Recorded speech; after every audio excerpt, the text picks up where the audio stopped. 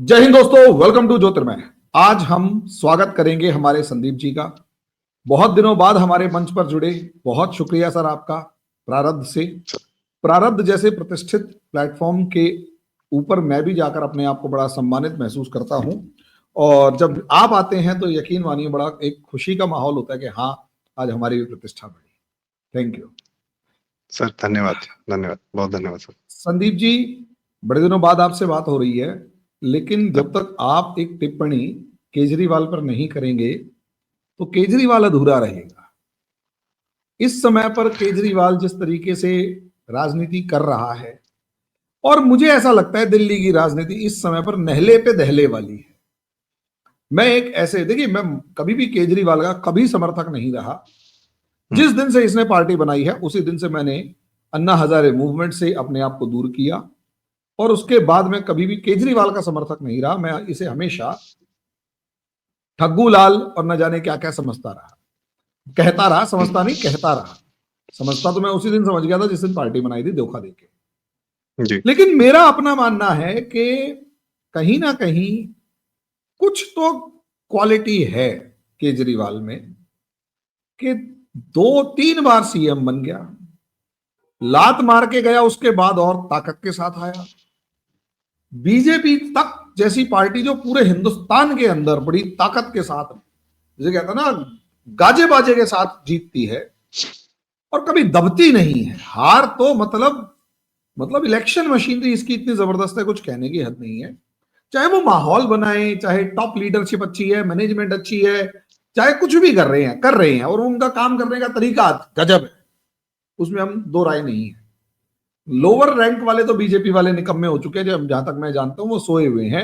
उनको तो बस टिकट मिल जाए कैसे भी जुगाड़ करके या कैसे भी चापलूसी करके, और ये ही लोग जब 20 साल बाद टॉप मोस्ट पोजीशन पर पहुंचेंगे तो यही बर्बाद करेंगे परिस्थितियों को, जैसे कि नॉर्मली होता है हर जगह पर। मैं उस पर अभी नहीं जा रहा। मैं ये कह रहा हूं कि बीजेपी एक इलेक्शन मशीनरी लेकर चलती है और जबरदस्त लेवल पर टूट पड़ती है किसी भी जगह पर, लेकिन दिल्ली के अंदर बीजेपी को घुसने नहीं देता बनता। यहां तक कि दिल्ली के अंदर एमसीडी के ऊपर भी बीजेपी का जो कब्जा था उसे उखाड़ के फेंक दिया और वहां पर भी अपना झंडा गाड़ दिया। विधानसभा में घिरा हुआ नजर आ रहा है। कांग्रेस बीजेपी की जुगलबंदी दिखाई दे रही है। कांग्रेस शिकायत करती है, बीजेपी एक्ट करती है, और केजरीवाल पर कार्रवाई हो जाती है। ये जुगलबंदी, हालांकि मैं बहुत ज्यादा ये दोनों मिल बैठ के काम कर रहे हैं, लेकिन हाँ चलो, राजनीति है, उसमें भी केजरीवाल नहले पे दहला मारता हुआ नजर आ रहा है, दब नहीं रहा। अब रोहिंग्या बांग्लादेशी वोट्स की बात करें, बीजेपी वाले जितने वोट कटवाते हैं उतने नए रजिस्टर करवा देता है। अभी एक डाटा सामने आया कि जितने पुराने वोट्स कटवाने की बात हुई उससे कहीं ज्यादा नए वोट्स रजिस्टर हो रहे हैं, और जब नए वोट्स अगर रजिस्टर हो रहे हैं तो पुराने कटवा के तुम कर क्या लोगे। मैं ये नहीं कह रहा कि सारे के सारे केजरीवाल के ही है, लेकिन सवाल ये भी है कि सबसे पहली बात, इतने सारे वोट कटवा कौन रहा है, और दूसरी बात, इतने सारे वोट बनवा कौन रहा है। यानी दोनों एक प्लेटफॉर्म्स पे आपस में लड़ रहे हैं। वहीं इन्होंने वो महिला सम्मान योजना खत्म करी, उसकी हवा निकालने की कोशिश करी, संजीवनी योजना की हवा निकालने की कोशिश करी। तो मेरा ऐसा मानना है कि पुजारी ग्रंथि सम्मान योजना ला के बीजेपी को कटघरे में लाके खड़ा कर दिया बंदे ने कि भाई मैं तो जा रहा हूं, कोई बात नहीं, ये वाली सम्मान योजना तुमसे अगर पूरे हिंदुस्तान के पुजारी सैलरी ना मांग ले 18,000 रुपये महीना, तो मुझसे कह देना, अब तुम्हारी हालत क्या होगी ये बता दो। मैं इन सब चीजों को समझने की कोशिश करता हूं, तो मुझे ऐसा लगता है कि केजरीवाल बड़ी मजबूती के साथ इस टाइम पर मोर्चा संभाल के खड़ा है, और बीजेपी और कांग्रेस की ज्वाइंट फोर्स का बड़ी मजबूती के साथ सामना कर रहा है। लेकिन बहुत सारी दूसरी डेवलपमेंट्स भी हैं जो संदीप जी आप ही प्रकाश डालेंगे। तो आपके हिसाब से मामला है क्या और किस तरीके तरफ से जा रहा है, थोड़ा समझाइए।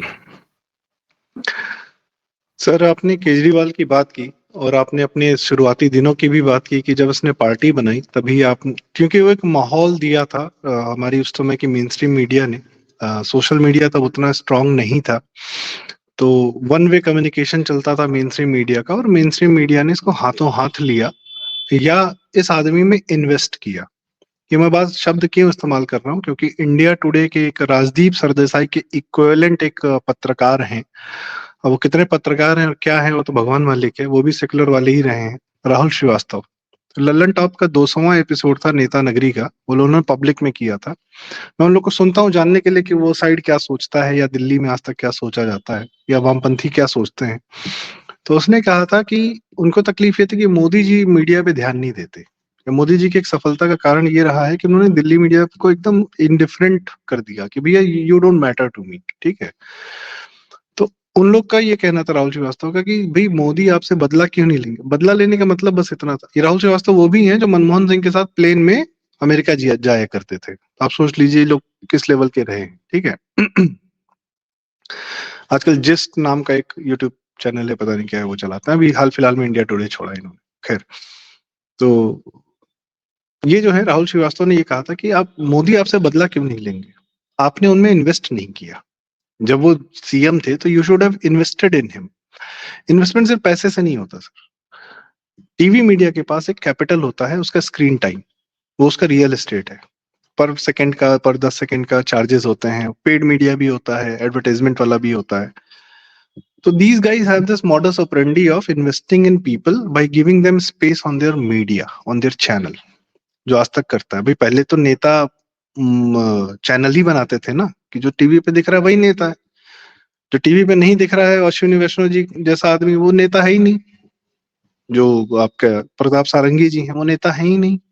राष्ट्रपति मुर्मू जी वो नेता है ही नहीं, क्योंकि टीवी वालों को पता ही नहीं था। मुझे याद है बरखा दत्त तो कहती थी रामनाथ कोविंद हूँ, कि मुझे पता ही नहीं है, मुझे क्यों बिहार के गवर्नर थे कि जब राष्ट्रपति के लिए नॉमिनेट किया गया था, ठीक है।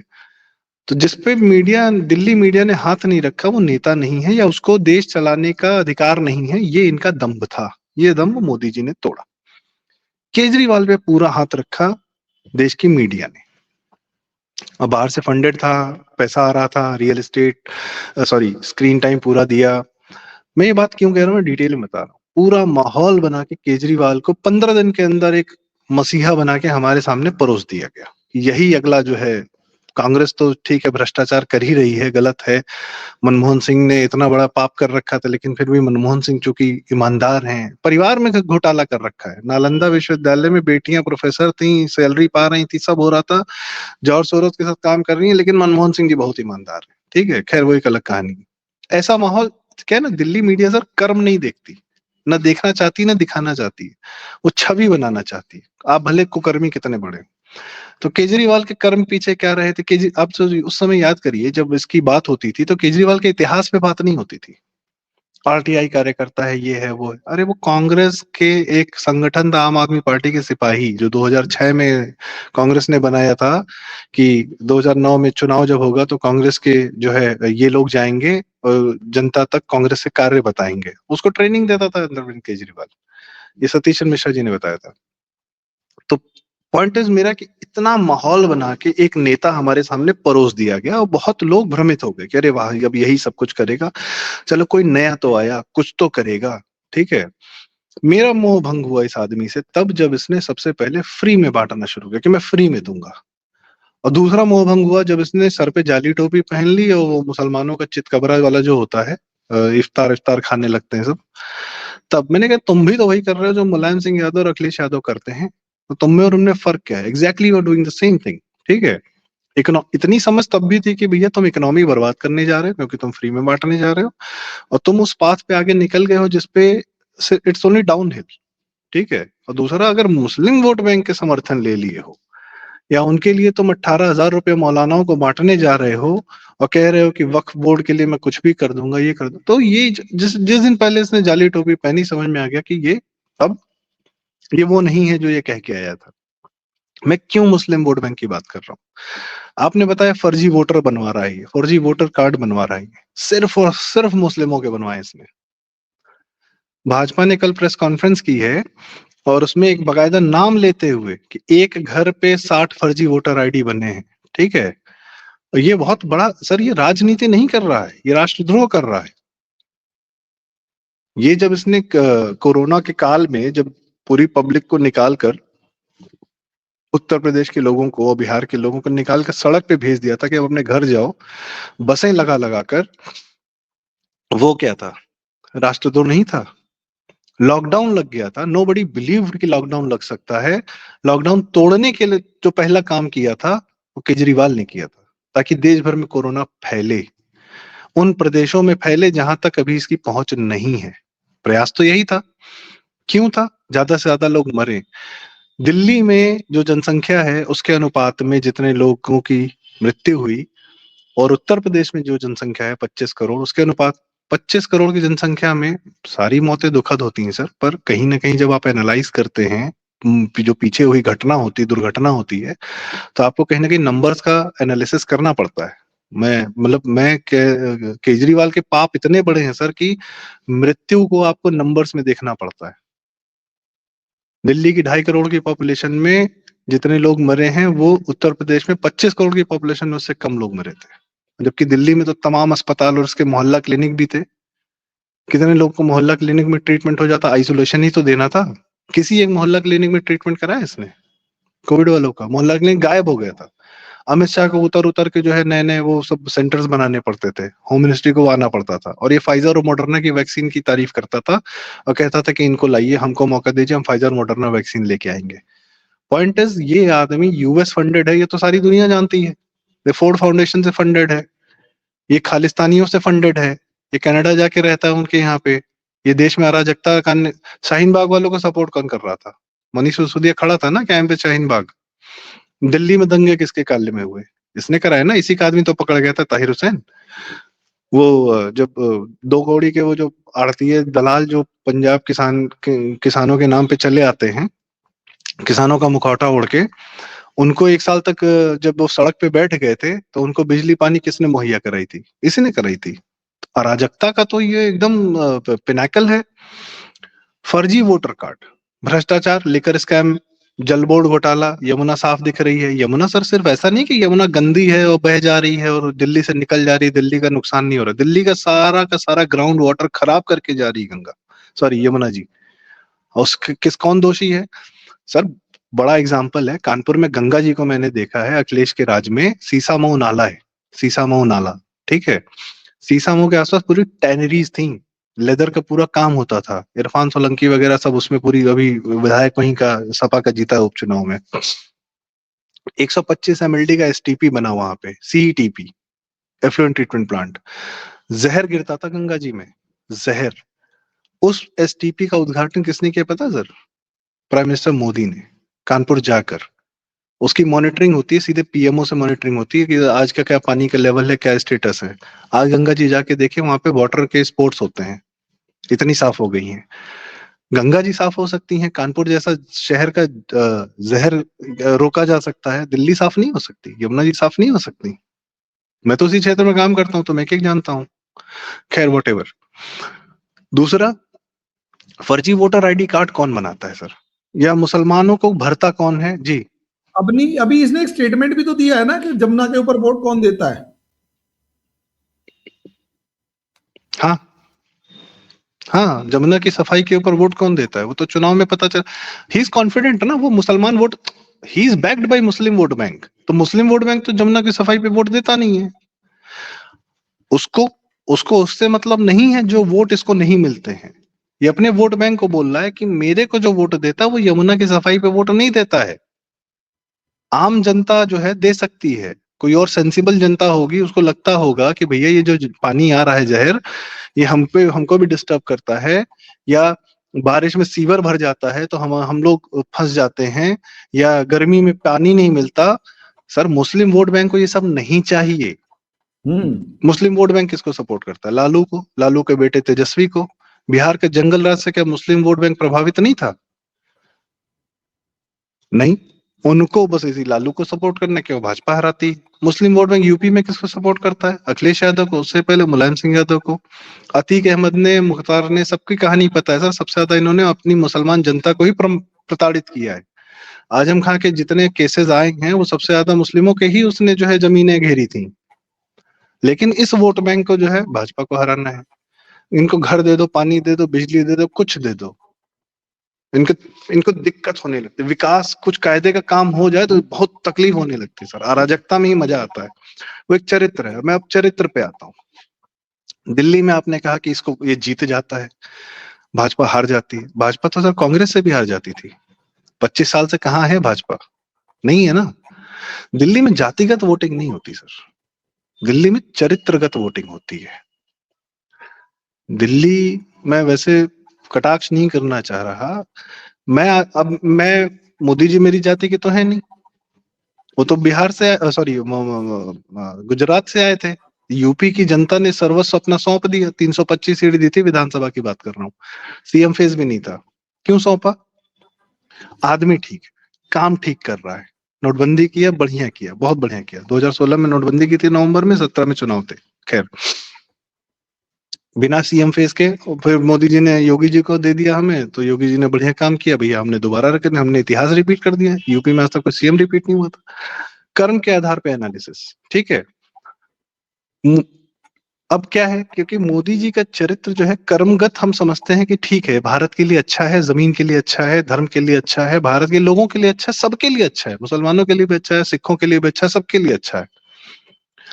लेकिन कुछ चरित्र ऐसा होता है जिसको अराजकता ही चाहिए, जिसको भ्रष्टाचार ही चाहिए, जिसको दलाली ही चाहिए, जिसको कमीशन बाजी ही चाहिए, जिसको भ्रष्ट आदमी को ही देखना है। यूपी में भी ऐसे लोग की बिल्कुल कमी नहीं है सर, जिनको अखिलेश चाहिए। दिल्ली में भी ऐसे लोग की बिल्कुल कमी नहीं है जिनको भाजपा नहीं चाहिए। भाजपा काम करती है। कमीशन बाज भाई, मौके पे काम तो दिखता है, प्रगति मैदान दिख रहा है ना बना हुआ, जितना सेंटर का काम चल रहा है आपको दिल्ली में दिखेगा। पेरिफेरल एक्सप्रेसवे बन जाएगा चारों तरफ, लेकिन इसका जो है आश्रम से लेकर डीएनडी तक का एक फ्लाईओवर नहीं बनेगा केजरीवाल का 10 साल में। जबकि उसी 15 साल में, 10 साल में शीला दीक्षित ने पूरे रिंग रोड को सिग्नल फ्री कर दिया था।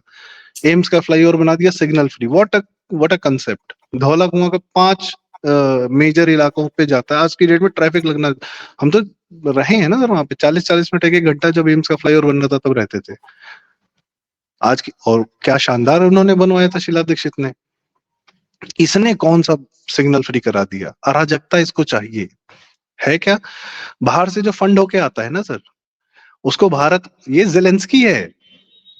जेलेंस्की ने जैसे यूक्रेन को, जैसे उसको भी मीडिया ने परोस के, नेटफ्लिक्स की सीरीज ने और कॉमेडियन ने उसको बहुत बढ़िया हिट सीरीज करके फिर प्रेसिडेंट का चुनाव लड़ा, प्रेसिडेंट जीत गया, बन गया, और फिर यूक्रेन को उठा के ले जाके गड्ढे में झोंक दिया। खुद $1 बिलियन का वो बना हुआ है। इसकी बीवी सर शॉपिंग करती है यूरोप में आज की डेट में, millions of dollars, billions of dollars ऐसे अकाउंट्स में है। ये यहाँ का जेलेंस्की था। जेलेंस्की भी उसी समय पैदा करके दिया गया था यूक्रेन को, और इसको भी उसी समय पैदा करके भारत में दिया गया था, और अराजकता ही फैलानी थी इसको देश में। अब वो इसका भाग्य या दुर्भाग्य या जो भी है, जैसा भी है, जो भी हुआ, आज की डेट में सीमित रह गए दिल्ली। मुझे तो बहुत सही लगता है सर कभी कभी कि दिल्ली में सीमित रहा। दिल्ली में कर्म कुकर्म तो दिखे इसके। मैक्सिमम जनता का मुंह भंग हो चुका है इससे। उस जनता को काउंटर करने के लिए ये मुस्लिम भर रहा है। टीएमसी, कम्युनिस्ट, कांग्रेस बंगाल में सिर्फ एक काम करते हैं। हिंदू जनता जब समझ जाती कि हे प्रभु बहुत भ्रष्टाचारी, अब हम भाजपा को लाने का प्रयास करेंगे, तो वो और मुस्लिम भर लेते हैं। यूएसए में डेमोक्रेट्स को जब लग गया कि 4 साल के बाइडेन के कार्यकाल में उनका एलजीबीटीक्यू एजेंडा, ये एजेंडा, वो एजेंडा, और अब जनता जो है, जनता का मोहभंग हो रहा है डेमोक्रेट से, तो उन्होंने इमिग्रेंट्स भर लिए और विदाउट आईडी ये अलाउ कर दिया कि चलो भैया जाओ, तुम कहीं वोट कर सकते हो। कई स्टेट्स में विदाउट आईडी, मतलब इफ अगर हम और आप उस समय उस स्टेट में होते ना यूएस के, तो हम भी वोट दे देते, कोई पूछने नहीं आता। यूरोप में क्यों सीरिया वाले भरे जाते हैं? क्योंकि जर्मन एंजेला मर्केल ने भर लिए अपने यहाँ इमिग्रेंट्स। क्यों? सत्ता में रहना है। क्यों रहना है सत्ता में? भ्रष्ट, जो करना है नहीं करना वो एक अलग बात है। सत्ता में बने रहने के लिए हमको इमिग्रेंट्स चाहिए। क्यों? क्योंकि नॉर्मल जनता तुम्हारे कुकर्म देख रही है कि तुम क्या कर रहे हो। तुम यूक्रेन वॉर से अपना पूरी इकोनॉमी का भट्टा बिठा दियो, फिर भी तुमको सत्ता में रहना है। तो जहां पे कांग्रेस ने क्या किया सर? भ्रष्टाचार। कांग्रेस ने खालिस्तान पैदा किया, इंदिरा गांधी ने। असम में क्या कहते हैं, मुसलमान भरे। इनके टाइम से चल रहा है ना। क्योंकि जैसे ही जो भ्रष्टाचारी होता है उसको पता होता है कि मैं जो गलत कर रहा हूँ जनता समझ रही है, जनता समझ रही है कि नहीं समझ रही है वो अलग कहानी, पर उसको तो पता है ना कि जनता समझ रही है, मेरी पोल खुलेगी किसी दिन। और जैसे ही मुझे तब तक मैं भ्रष्टाचार कर लूं और तब तक मैं इतने आदमी भर लूं कि जितनी जनता मेरे खिलाफ में वोट देने जा रही है, या मैं सीधे कहता हूं जितनी हिंदू जनता मेरे खिलाफ वोट देने जा रही है उतना मैं मुसलमान भर लूं, काउंटर कर लूं। क्योंकि हिंदू जो वोट बैंक जो है ना सर, वो कर्म पे एनालिसिस करता है, कर्म पे आपको तौलता है। आप भाजपा के लोग भी क्यों, भाजपा समर्थक सबसे ज्यादा भाजपा को कहीं क्रिटिसाइज नहीं करते, करते हैं। आपका कर्म क्या है? आप किसान कानून ला रहे थे, बहुत अच्छी बात है, आपने वापस ले लिया, आप हम ही से गाली खाएंगे। होता है ना ये, आप गलत कर रहे हैं। आप योगी जी को पीछे जो माहौल चल रहा था, तो भाई हम ही आपको सुना देंगे। हम कर्म पे एनालिसिस करते हैं। मुस्लिम वोट बैंक को कर्म से मतलब ही नहीं है, उसको यह है कि भैया इस्लामिक बना दो पहले देश को, बाकी बाद में देखेंगे। तो मुस्लिम वोट बैंक का जो समर्थन लेता है सर, उससे बचने की आवश्यकता है। पुरोहितों की बात इसने की, 1800 रुपए दे रहा है ना, और मौलाना लोग को 18,000 रुपए वो 2014 से दे रहा है। और सर मौलानाओं को थोड़ी दिया है सर, वक्फ संपत्तियां इसने दी हैं। अमानुतुल्लाह खां किस लिए जेल में है? वक्फ संपत्तियों के मिसमैनेजमेंट के चक्कर में जेल में है ना। तो ये तो मुसलमानों का पूरा सपोर्ट कर रहा है, मुसलमानों से पूरा सपोर्ट ले रहा है। आज इसने जो 2 बूंद टपका दिए हैं हिंदुओं के लिए, और देगा कि नहीं देगा भगवान मालिक है इसका।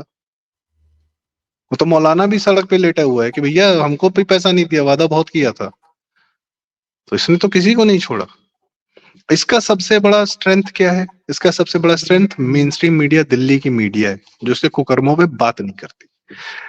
फर्जी वोट बनवा रहा है। कौन बनाता है सर फर्जी वोट? किसकी जिम्मेदारी होती है? राज्य सरकार की। राज्य सरकार की किस अंग की जिम्मेदारी होती है? टीचर्स की। जो स्कूलों में टीचर्स होते हैं तो वो उन लोग को लगाया जाता है इस काम पे। शिक्षा विभाग किसके पास था? गेस्ट टीचर किसने रखे थे? स्कूलों का घोटाला किसने कर रखा है? सिसोदिया और आतिशी के ही तो हाथ में है। टीचर्स के नाम पे किसको?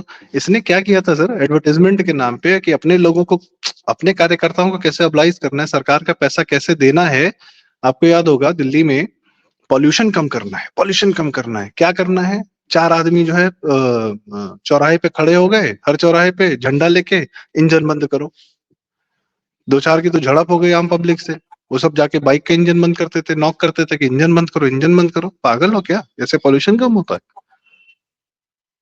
एक्चुअल एक स्मोक टावर लगा है भाई साहब, 20 लाख का टावर लगा है, 1 करोड़ का एडवर्टाइजमेंट है उसका। तो इस तरीके से ऑब्लाइज करता था अपने लोगों को, और यही लोग भर भर के इसने फर्जी वोटर आईडी कार्ड बनाए। ये जो फर्जी वोटर लेकर इस स्कैम से बड़ा घोटाला है सर, भले ये आर्थिक ना हो, पर यह विशुद्ध राष्ट्रद्रोह है। और जो ड्राइव चल रही है अभी दिल्ली में, one should be very serious about it. Media बात ही नहीं कर रही है। मीडिया कह रही है, कह रहे वाह पुरोहितों को पैसा दे दिया। कितने पुरोहित हो हैं भाई? पुरोहितों को कभी सरकारी, सर हमारे हिंदू पुरोहित ना, मैं पर्सनली जानता हूँ, हम लोग यहाँ पे एक ड्राइव भी चला रहे हैं, समाज के द्वारा समर्पित होते हैं और समाज को जागृत रखने का काम पुरोहित करते हैं, सरकारों पर निर्भर नहीं होते। हिंदू समाज के पास इतना पैसा है कि समाज अपने पुरोहितों का ख्याल कर सकता है। पर ये भी हाल फिलहाल में जो हम लोग के यहाँ विकृति आ गई है कि हम लोग अपने ही पुरोहितों को मजाक उड़ाते हैं, कम दक्षिणा देते हैं, कहते हैं अरे आप ही तो बहुत पैसा, मैकडोनल्ड में तुम खर्चा कर दो तुमको तकलीफ नहीं होती है, लेकिन पुरोहित को पैसा देने में बहुत तकलीफ होती है, मजाक भी उड़ाते हैं। ये विकृति आई है, इससे बचना है। पर ये समाज की जिम्मेदारी है, हिंदू समाज की जिम्मेदारी है। हिंदू समाज अगर अपने आप को हिंदू कहता है तो किसके भरोसे कहता है? जो मुंडन संस्कार होता है, शादी ब्याह का संस्कार होता है, मृत्यु का होता है, आप नवरात्र में पाठ करवाते हैं, आप पूजन कराते हैं, हवन कराते हैं, कौन कराता है आपके लिए? किसके उस ज्ञान से, किसके उस कर्म से आप हिंदू कहलाते हैं अपने आप को? कलावा जो मानते हैं, कौन मानता है ये अलग कलावा? पुरोहित ही तो मानते हैं ना। तो पुरोहित को संभालना हमारी जिम्मेदारी है। वो भी केजरीवाल जैसा आदमी संभालेगा? उसके नियत में सर, ढंग का अगर घटिया नियत का आदमी बहुत मीठा मीठा बतिया तो वो भी जहर है, और अच्छी नियत का आदमी आपको गाली भी दे, डांटे भी, तो भी सही है। केजरीवाल का नियत और चरित्र तो आउट इन द पब्लिक है। अब उस नियत और उस चरित्र से दिल्ली की जनता अपने आप को कितना रेजोनेट करती है, उस पर डिपेंड करता है कि आप उसको जितवाते हो या हरवाते हो। इस बार एटलीस्ट 10 साल is more than enough to know that person, and we know him inside out. Ji Raman ji. Sir जिस तरीके से आपने बताया, केजरीवाल की तो बखियां उधेड़ के रख दी, इसे कहते हैं भांडा फोड़, या दूसरे शब्दों में छील के रख दिया। यही उसका लेकिन सत्य है सर। नहीं, है बिल्कुल कड़वी सच्चाई है उसकी, और लिटरली कड़वी सच्चाई है। और मैं बैठ के इसलिए सुन रहा था आराम से कि हाँ, आपने जो उधेड़ा है इसे बहुत ही खतरनाक तरीके से, कि अल्टीमेटली इसके काले कारनामों का एक भांडाफोड़ हुआ है जो दिल्ली के जनता को समझना चाहिए। खैर, आपने जो टाइम दिया संदीप जी, अपने इतने जबरदस्त स्ट्रेसफुल शेड्यूल में से, उसके लिए बहुत बहुत आभार, शुक्रिया, धन्यवाद।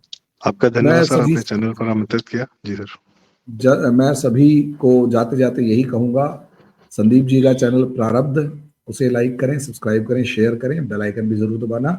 और हमारे चैनल ज्योतिर्मय ग्लोबल और कर्मण्य तीनों को लाइक करें, सब्सक्राइब करें, शेयर करें, बेल आइकन जरूर दबाएं, ताकि हमारी ये वीडियोस आप लोगों तक जल्दी से जल्दी पहुंचे।